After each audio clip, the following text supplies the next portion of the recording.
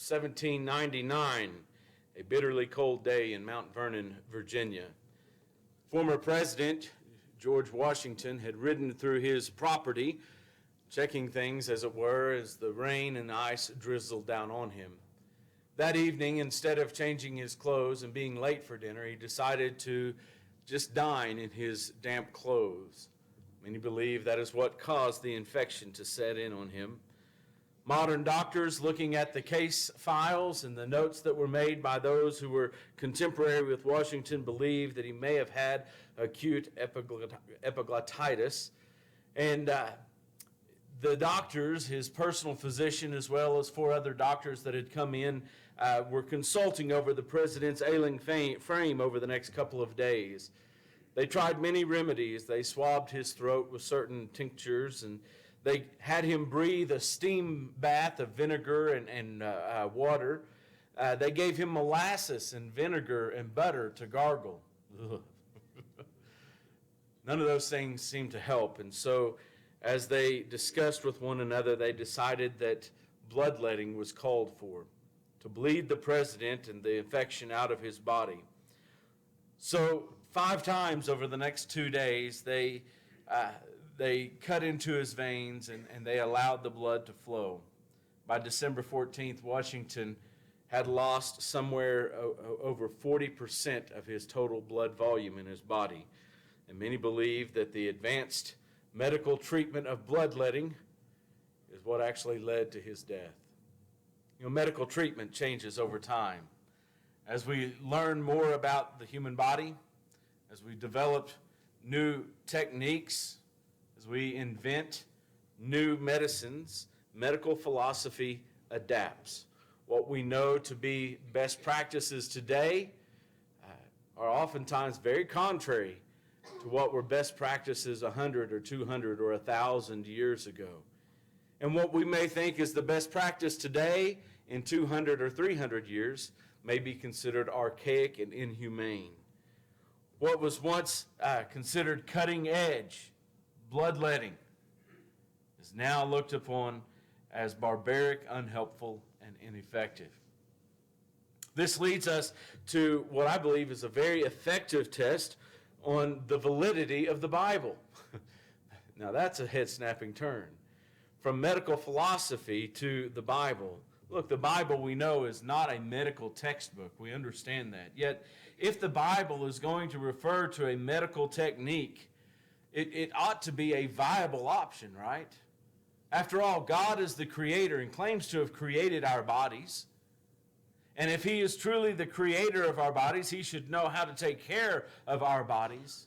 And so when he makes recommendations or he alludes to certain medical practices and things like that, we would expect them to be true today as they were then. However, if the Bible is simply the product of human beings, then any medical procedures or references in the Bible by now ought to have been disproven, abandoned, or at least adapted to a modern situation.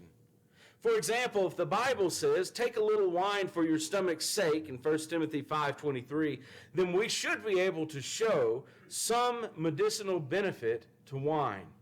And in fact, today, we know that there are some medicinal benefits to small amounts of wine. If the Bible says of a leprous man that he is unclean and he shall live alone and his dwelling shall be outside the camp, Leviticus 13:46, then we should see a benefit in quarantining people infected with highly contagious diseases. And in fact, we do see benefit in isolation under those circumstances. As medical technology changes, the old, ineffective treatments that were once thought to be great are oftentimes shown to be bad medicine. And we would expect in that man-made Bible to reflect bad medicine. However, in a God-created, God-inspired Bible, we would expect nothing but good medicine. Things that are helpful, things that are true today as they ever were. Tonight, I want to examine a fascinating medical procedure from the Bible that points to a creator who knows what he makes his creator, or knows what makes his creation tick. And it's the covenant of circumcision. In Genesis chapter 17, and we'll camp out here if you want to turn to Genesis 17. In Genesis 17, God makes a new covenant with Abraham, who at the time is 99 years old, well established in his own human patterns and habits. He is one, though, who has faithfully followed God. In fact, God refers to him in this context as one who is blameless. And he tells him that his name shall no longer be Abram, but it shall be called Abraham.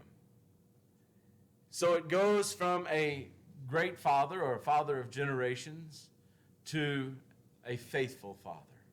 The difference between Abram and Abraham.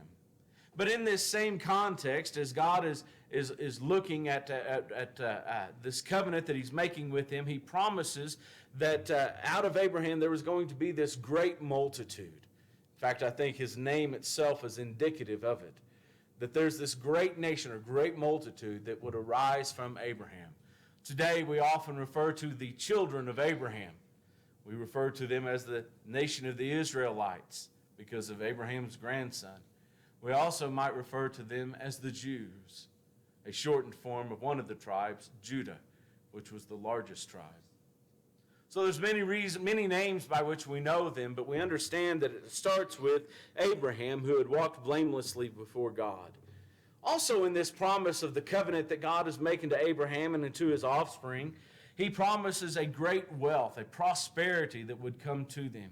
He promises that they would be God's nation.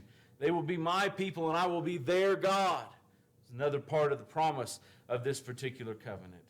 And God promises to give him the land which you are now just sojourning or pilgriming in right now will one day belong to your offspring. So there's a promise that is associated with the land. We often shorten that entire phrase to the promised land. Here's where we see the promised land. Yet Abraham had to keep his part of the covenant. Look at verse 9. As for you, you shall keep my covenant. There was an inherent need for Abraham to remain faithful to God. In other words, what had brought him to 99 years was his willingness to walk uprightly and blamelessly before God. But now that he's receiving the blessings of God, he couldn't say, well, I guess I can do whatever I want now. No, God even reminds him, as for you, you shall keep my covenant. You and your offspring after you throughout their generations. There was an expectation of continued obedience on the part of Abraham and his children. He says in verse 10, this is my covenant, which you shall keep between me and you and your offsprings after you. And so here it is. This is the covenant that you will abide by. As far as God was concerned, he's given him a new name, a great multitude, great wealth, a great nation. He's going to be their God. He's promising them land. And Abraham, on the other side of that, has to keep the covenant. Well, what is that covenant? What does he have to continue to do? Every male among you shall be circumcised. He goes on in verse 11, you shall be circumcised in the flesh of your foreskin, and it shall be a sign of the covenant between me and you. This will be the symbol that we are in a relationship, that I am your God and you are my people. And then in verse 12, he who is 8 days old among you shall be circumcised. Every male throughout your generations, whether born in your house or bought with your money. Mind you, even if you buy a slave and bring him into your house, on the 8th day he shall be circumcised. So whether he's born in your house or bought with your money from any foreigner who is not of your offspring, anyone within the territory of the nation of Israel was required to undergo circumcision on the 8th day. This covenant, as far as God was concerned, was important because it separated this Abrahamic nation from all the other nations of the earth. That nation then became the courier of the seed by which the entire earth would eventually be blessed and saved, which of course is Jesus Christ. And so God took a very particular interest in Abraham, or the Israelites, and that particular nation. Genesis chapter 17 then is a seminal moment, not just in the history of Israel, but ultimately in the history of the world at large. What is this circumcision? We know the physical act, and we understand that as an act, but it in the sight of God was a token of the covenant. Today we know that there is no medical reason for circumcision. It is purely elective. In antiquity, God did not require circumcision for hygiene purposes or health purposes. Had nothing to do with any of that. If it were medically necessary, or even if it was just medically beneficial, then other nations would have adopted it as well. But it doesn't appear that the ancient nations that were contemporary with ancient Israel ever adopted the practice of circumcision, because there was no medical benefit to it. There was no necessity to it. It was simply an elective surgery at that time. But it was a sign between God and man, between his covenant with the Abrahamic people. And it was a sign precisely because it didn't help and it didn't harm. If other people were doing it, it wouldn't be a sign of anything. But because there was no benefit and there was no harm, God chose this as the sign of his covenant. Now notice this, it was not an outward sign.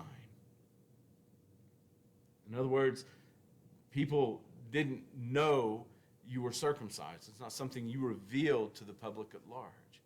It was meant to be a sign for the individual, about his relationship with his God. That's all it was for. Ostensibly, no one else would even see the sign. And so it was a very personal reminder to every male Israelite that he belonged to the Creator. So why did God tell them to be circumcised on the 8th day? This is where it gets fascinating to me. I know you're thinking, a sermon on circumcision is not that fascinating, but here's where it gets really interesting. Why the 8th day? Why not tell them on the first day, circumcise that child? Or the 3rd day? There's a lot of significance in the Bible about the 3rd day, about 3 days. Jonah in the well, Jesus in the tomb. There's a lot of spiritual import attached to the idea of the 3rd day. Why not do it on the 3rd day? It's a foreshadowing of the salvation that ultimately will come through Jesus, who was in the earth, or the belly of the earth, for 3 days. Wouldn't that be an interesting touchstone of intertextuality between the Old Testament and the New Testament? That's not what it says. Why not the 5th day? Why not some other day? Why the 8th day? And the reason is, today anyway, we understand and know that it makes the best medical sense. They did not know it they did not know then what we know now. But in our modern understanding of medicine, it's quite fascinating. In 1943, there were 2 doctors, Henrik Dam and Edward Doisy. One was from the Netherlands, one from the United States. And they began researching together in 1943, they received the medical Nobel Prize for medicine. Beginning in the 30s, they began researching blood clotting. Why does your blood clot? Why does it clot differently on some days than other days? And what they discovered is that in blood itself, it's made up of, as you know, plasma and white blood cells, red blood cells, and all these. And there's another element of blood called platelets. And the platelets, of course, are what cause the clotting. But they don't do it alone. And what Doisy and Dam found out was that there are 2 other factors that are essential to the clotting of human blood. Vitamin K and an enzyme called prothrombin. We'll just call it an enzyme. These 2 factors are essential to blood clotting, along with the platelets as well. Problem is that when a child is born, on its first day and its second day, and really into its 3rd day, It doesn't even begin to absorb and use vitamin K. It's not until about the 5th to 7th day that we actually see vitamin K levels going up in a child. That's important because if you don't have vitamin K, your blood's not going to clot properly. What about the enzyme prothrombin? At birth, as it begins to breathe air in its own lungs and it's on its own, it begins the production of this particular enzyme. At day 3, it's about at 30% of levels that would be considered normal for an adult or for a child, either one. So 3 days, it's about 30%. It continues a slow gain until it spikes at about 110% over what it normally would be. Guess what day it spikes at 110%? Day 8. If these two factors are required for blood clotting, then the best time to have a natural circumcision would be on the 8th day. By the 9th and 10th day, those prothrombin levels, they decline back to what will be 100% for the rest of its life, basically, barring some injury or something like that. But a spike on the 8th day. Vitamin K is just getting started somewhere on the 5th to the 7th day, and by the 8th day, it's up to normal levels. In other words, everything that is needed to clot after the wound of a surgery comes together on the 8th day. Now, that's something that they won a Nobel Prize for in 1943. Moses didn't know that. Abraham didn't know that. The ancients didn't understand those things.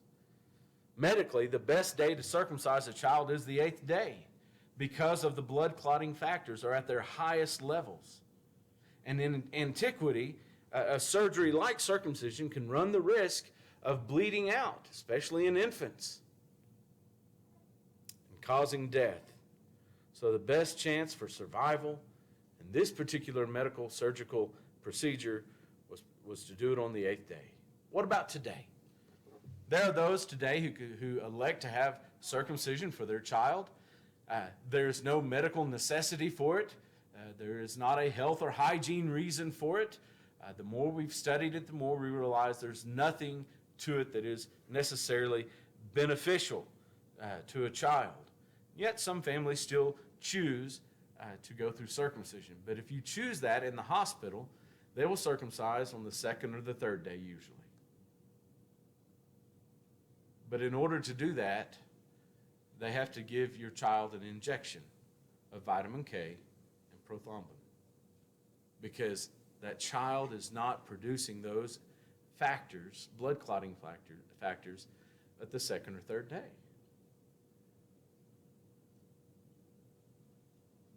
So what does that mean for us? I hope that, if nothing else, it helps us understand that God truly is the creator. In other words, did God know an infant's ability to clot would be compromised on the 1st day and the 2nd day and the 3rd day and the 4th day and the 5th day and 6th and 7th days? And that the medically optimal time to circumcise a child would be on the 8th day? Do you think he understood that? Well, of course he did.